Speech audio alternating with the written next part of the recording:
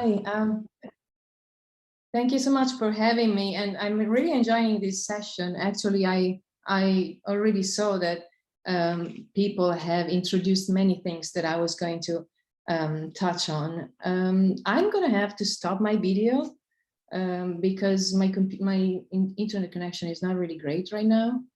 So I apologize if you can't see me. But so today I'm going to talk about evolutionary power of nucleic acid libraries with increased information density. So basically I'm taking the opposite approach from Burkhardt, because I'm going to add, we are going to try to add information to the libraries rather than removing it. So when you, I thought I could change slides, but clearly I can't. There we go. So when we think of life on Earth, we must consider that extant macromolecules are composed of only a small subset of all potential chemical building blocks. And I think that Luke touched on that already. And these building blocks might have participated in prebiotic evolution before the few that now are working were about. So it is extremely important to characterize the overall chemical composition of the system which led to the molecular evolution that brought life on our planet. Specifically, the features that are important for this system include the information density. So how many types of building blocks are in this polymer? Information extent. So how long does the polymer have to be to achieve a certain type of activity? And information diversity. So which building blocks and or chemical groups are better for whatever is the activity that you're trying to understand better.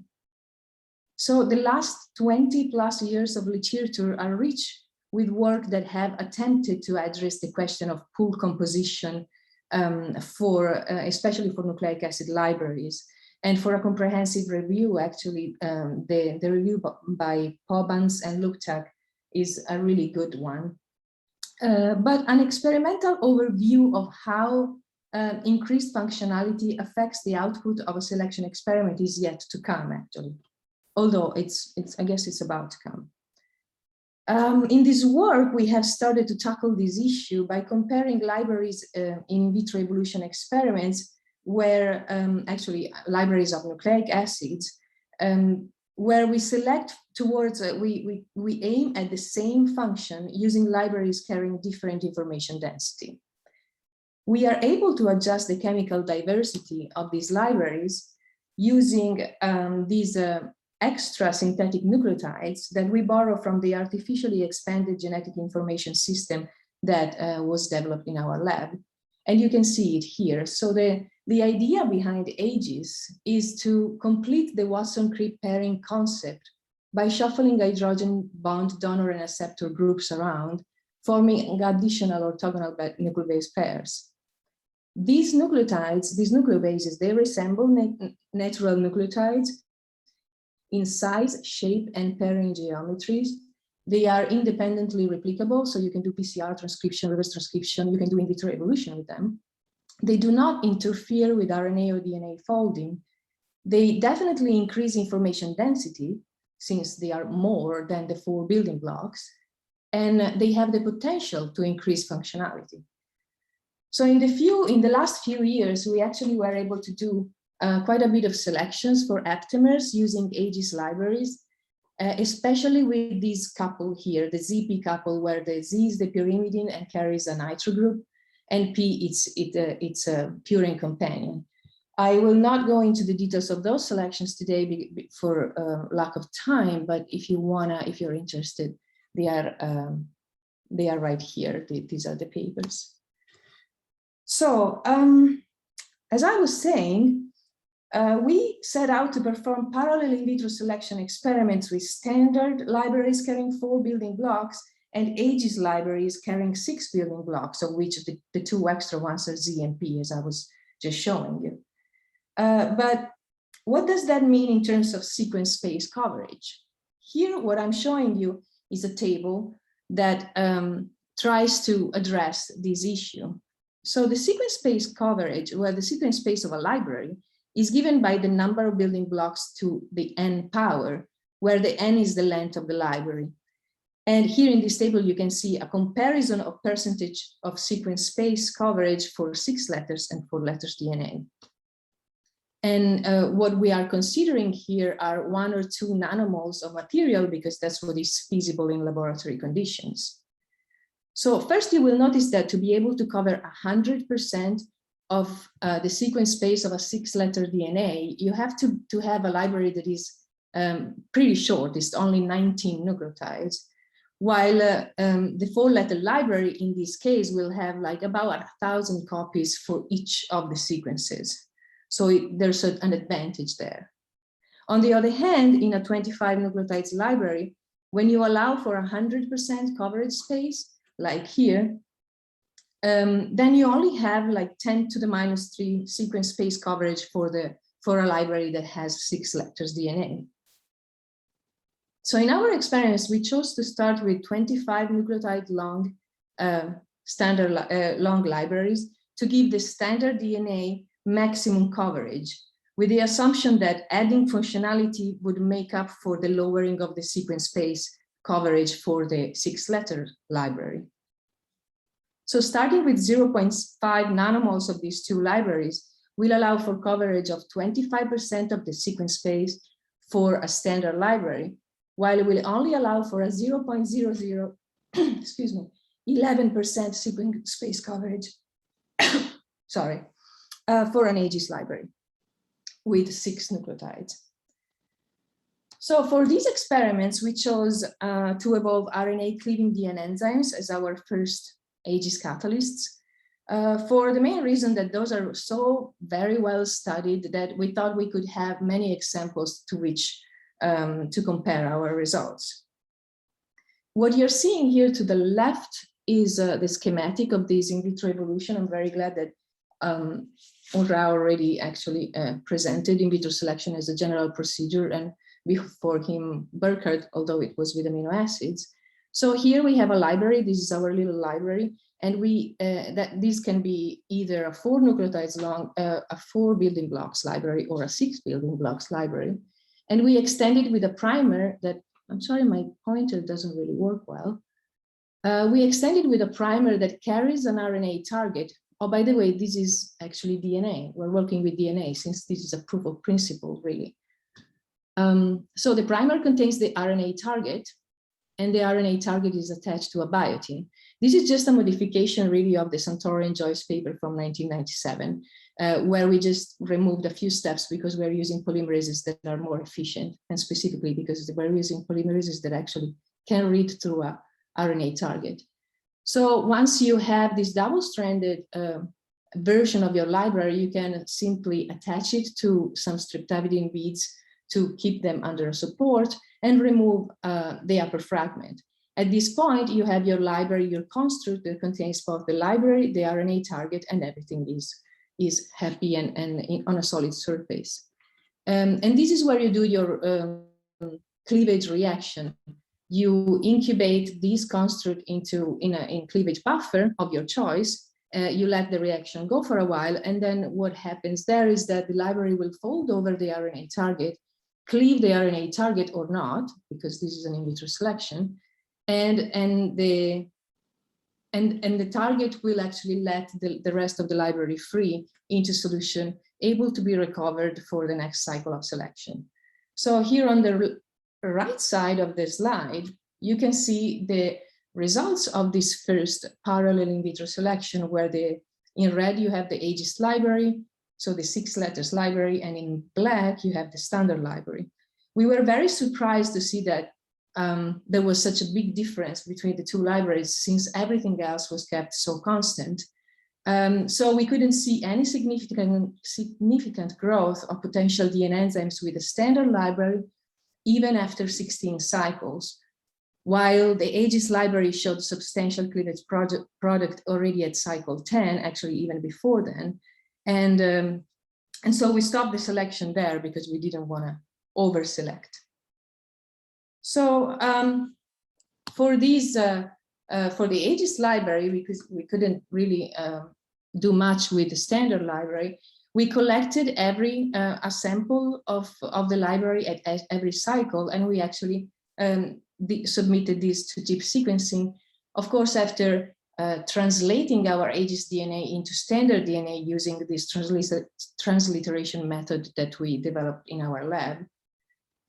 So all clusters, except for 5, which is not shown here, presented at least 2 Zs, and the most represented sequence, which was 52% of the reads, actually contained 4 Zs and no Ps.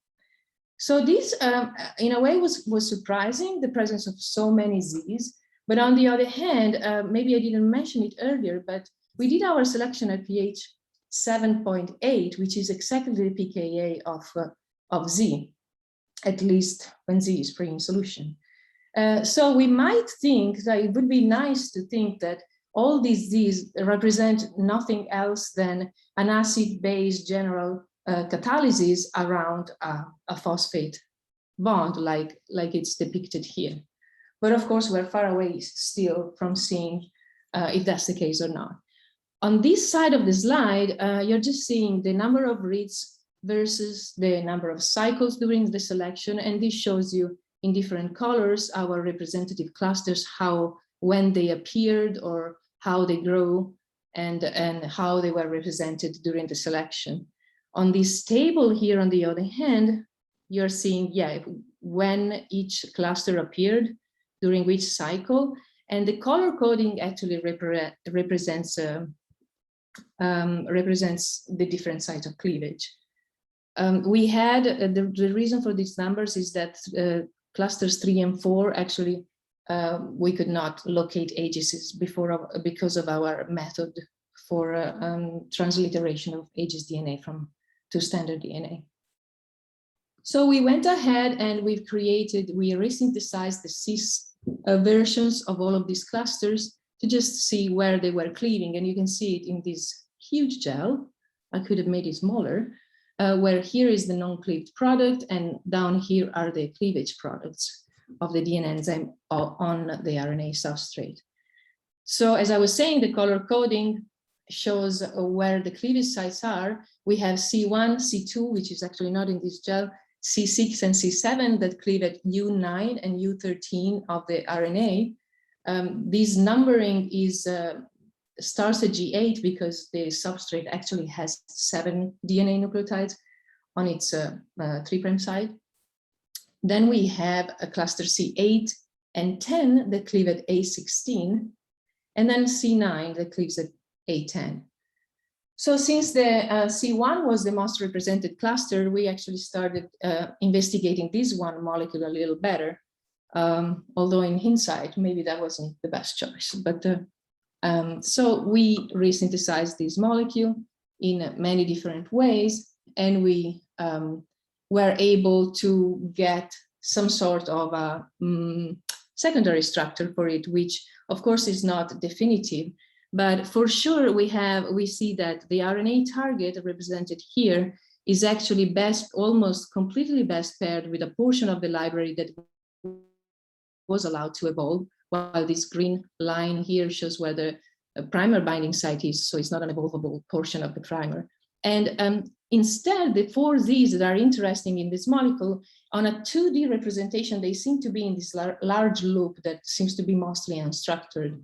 What we actually think is happening is that most likely this very large unstructured area is folding over the let's say the double-stranded RNA with DNA and cleaving at these 2 positions.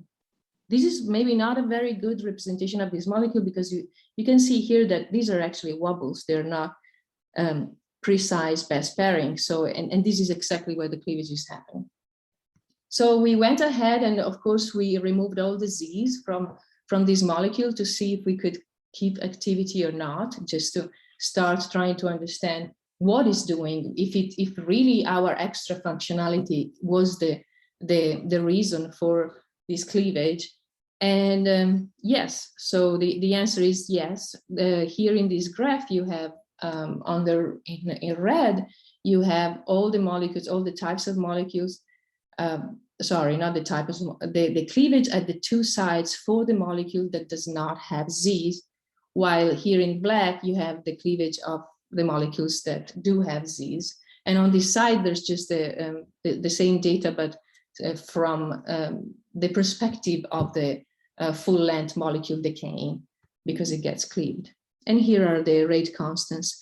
So basically what we have found here is that Z's in the DNA enzyme appear to increase catalysis at least 10-fold based on initial velocities.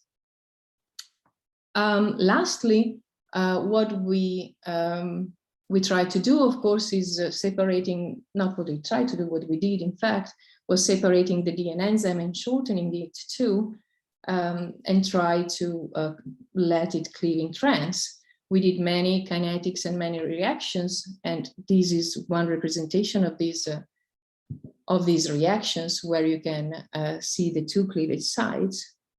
And basically, we obtained a DNA enzyme that is 49 nucleotides long, that appears to go through one turnover every 2 minutes in the first 10% of product formation, has a kcat of in the order of 10 to the 9 minutes per minute, and a km of in the order of 10 to the 5, and basically has a catalytic efficiency that is also in the order of 10 to the 5.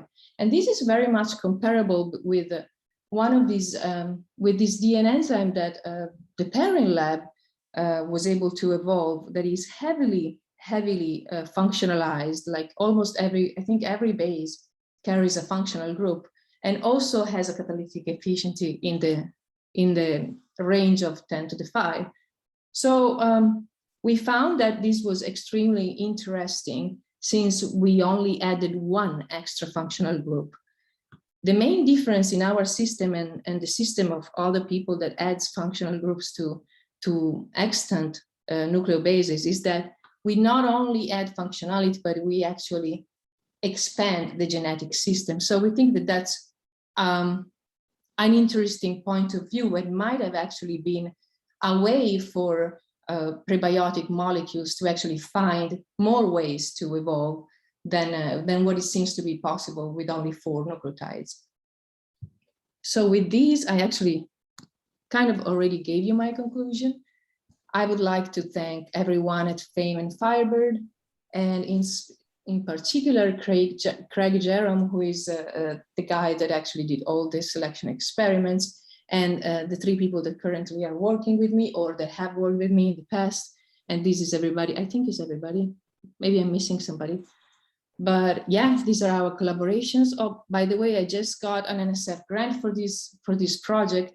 We do want to do more in vitro selections with longer libraries, shorter libraries, make more comparisons, try to add functionality even more or remove some of the functionality, and see what we can try to understand in terms of what are the informational requirements for evolving libraries. And with these, I think I was pretty fast. So thank you for your attention, and I will take any questions.